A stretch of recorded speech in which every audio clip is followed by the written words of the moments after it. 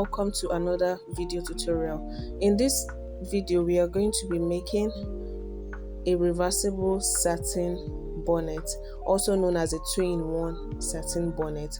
The good thing about this is that you can actually make a business out of it. In this 2025, there are no excuses. You can decide to specialize on just making satin hair bonnets and market on your social media platforms, or even supply salons or supermarkets, and before you know it, you're cashing out.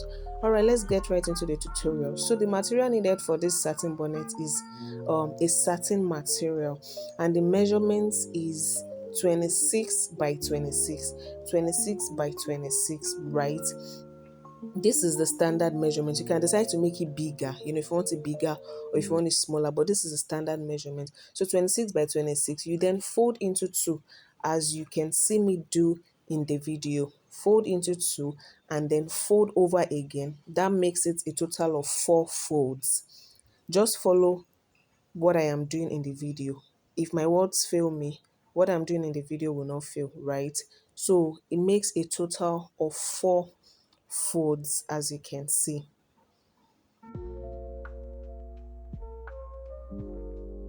All right, make sure everything is the folds are properly arranged, and then you begin to take your note where I'm taking my measurement from, right?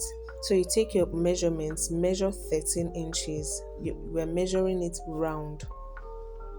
We're measuring it round. That's after folding our fabric into 4.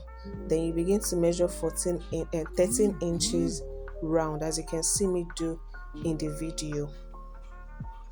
Note where I'm taking the measurement from. That part does not have an opening.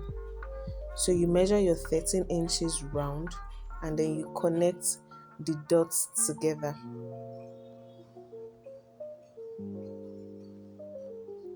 Did I mention initially that we'll be needing 2 different color of fabrics for this tutorial? Remember I said it's a reversible satin bonnet, a 2-in-1 satin bonnet, so we'll be needing 2 different colors. So I'll probably explain using the other color of satin fabric later on, so you can get a better understanding of this, because I can see that my markings are not so clear on this particular pink satin fabric.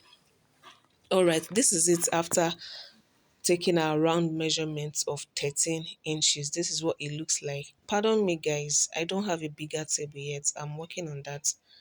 Right, thank you. So this is what it looks like.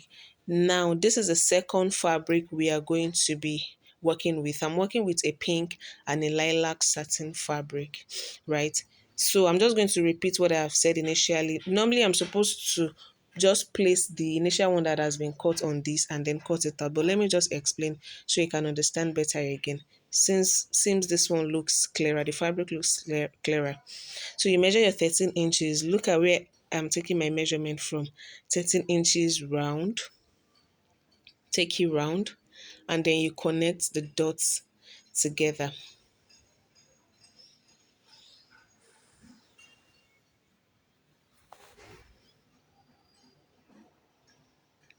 So you connect the dots together and then cut out.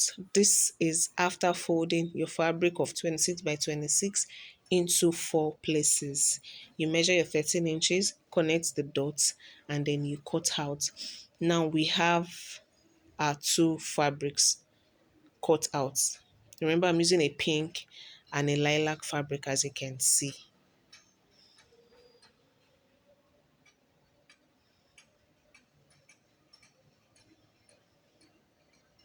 So these are the 2 fabrics that has been cut out. What we are going to be doing next is to place both fabrics on each other.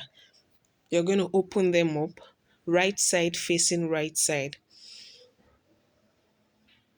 Now this is the right side of the pink is facing up, the right side of the lilac is facing down. So right side are facing right side. You place them both together. I'll place this on the floor now so you can have a better view.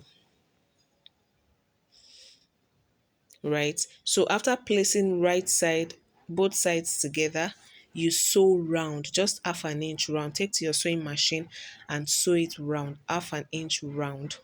But before I take to my sewing machine, I'm going to place it on the floor so you can see what it looks like after placing both fabrics together. And then I'll take it to my sewing machine to sew round, to sew half an inch round. Now this is what it looks like. Can you see now? This is the right side of both fabrics facing each other. So I'll take it to my sewing machine now and sew. Now this is what it looks like after sewing. This is what it looks like. So I sewed it round, just half an inch round, and then I left an opening. Can you see it? I left an opening. So we are going to be turning it out through this opening. Just about 1 inch or 1.5 inch opening. So we're going to be turning it out right now. So this is what it looks like after turning it out, right? So you are actually supposed to iron it at this point, but I didn't do that because I was just trying to film this video as quickly as possible before my daughter gets back, before I go to pick my daughter from school rather. So I was trying to be fast with it, so I couldn't iron it. But at this point you can just decide to iron it out to smoothen out the wrinkles. So at this point, after turning it out, you're going to measure about 1 inch or 1.5 inch inward. Okay, I think I used 1 inch.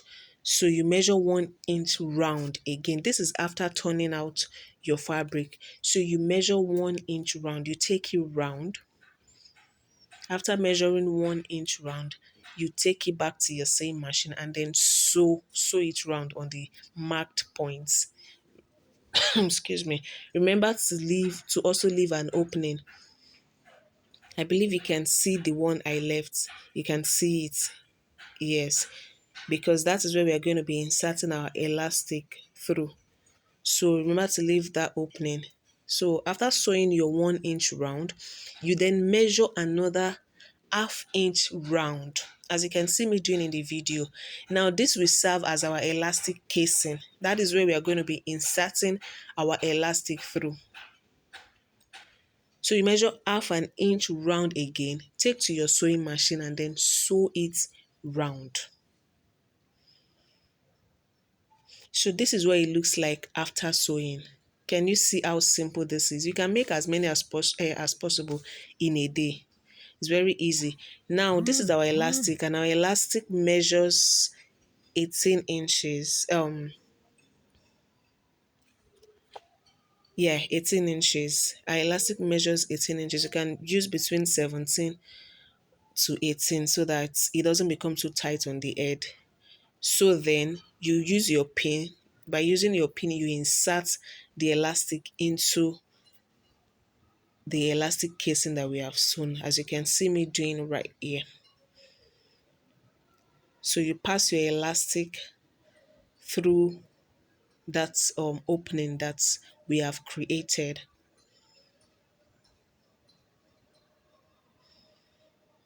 And then after doing that, you take to your sewing machine. You can either decide to use hand stitches, to join the elastic together, or you take to your sewing machine and just, do some stitches, run some stitches on it to join the elastic together, and then insert into your satin bonnet. At this point, our satin bonnet is 99% ready. So what we are going to be doing next is just to take to our sewing machine and close all of these openings that you can see me pointing at in the video. So once that is done, trust me guys, your satin bonnet is as good as ready. So our satin bonnet is ready. Can you see how beautiful it is?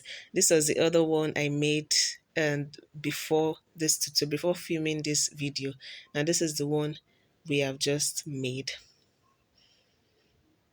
Right, thank you guys for watching. I'll see you in the next one. Kindly do well to subscribe, like, share, and comment for more tutorials you would like to see on this channel. Thank you.